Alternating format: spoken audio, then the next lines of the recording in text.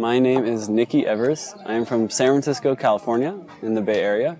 I have been spinning for approximately 6 years. I got introduced by an ex-girlfriend who was going to school at a university outside of Portland, and she had a close friend who was coming over for the night to hang out. He lit up these little tiny, very, very ghetto cylinder poi and proceeded to spin them around, and I was immediately fascinated. I felt like I could see my love for athletics and movement and dance combined with my love for cognitive development and intellectual stimulus, and my love for social interaction. And so the next day I went to Portland and bought myself a pair of glow poi at the juggling shop in Portland. And I've probably touched poi almost every day since then. One of the main driving factors that keeps me doing it is that it's my social medium for social interaction and support. And then I left and traveled to Thailand once I graduated high school and I was 17 years old. And I participated in the Spark Circus program, working with Burmese refugees on the Thai-Burmese border. And I was 17 years old at that point. I was still only about 9 months into poi, and so it was a very growing experience. And that I think for me really solidified my commitment to the art form, not just for my own enjoyment, but for the effect it had on other people. Seeing the cycle flip from me being inspired by people and telling them that they're amazing and thinking that they're some sort of inhuman something, to now getting that feedback back myself and just really loving that process and feeling excited for the people who tell me that they're inspired by me, knowing that someone will be telling them that if they stay with it. I remember having a couple of months where I was really feeling frustrated at the newness of this culture. So I looked into it and took a couple Tai Chi classes in my local area. And at first was actually really uninterested and not impressed. I was looking into colleges and I found out about a school in Boulder, Colorado called Naropa University through a mutual family friend that offered a program called Traditional Eastern Arts that taught a concentration track in both Tai Chi and yoga.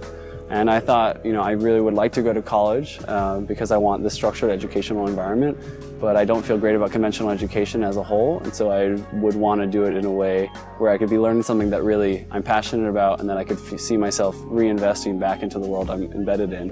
And so I went and started taking Tai Chi there, and the program really changed my life. And I've really taken a lot of the basic principles and techniques such as posture alignment, relaxation, coordination, evenness of movement, and the list goes on. A lot of just basic anatomical, mechanical, physics-based ideas, not something far off and sort of new agey, but something really practical.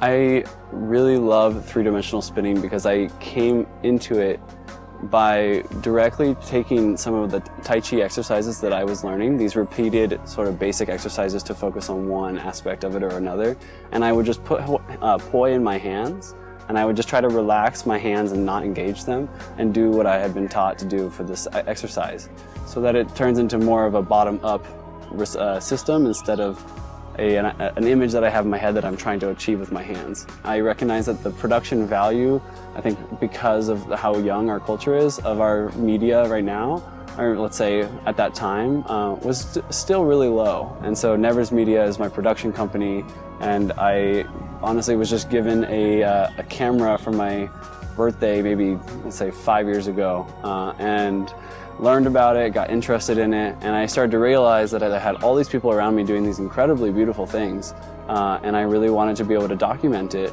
and share it with other people. And my film project, Flow Arts, a film, has been a major part of that. I really wanted to make something that was short, accessible to the public, and exciting to the spinner population. I really would love to see Flow Arts be embedded more in a public education setting, very normalized, to be reached outside of the festival environment, or to put the festival environment in kind of change the norm a little bit, do something different, do something maybe commercialized inside of a city and have the rural events.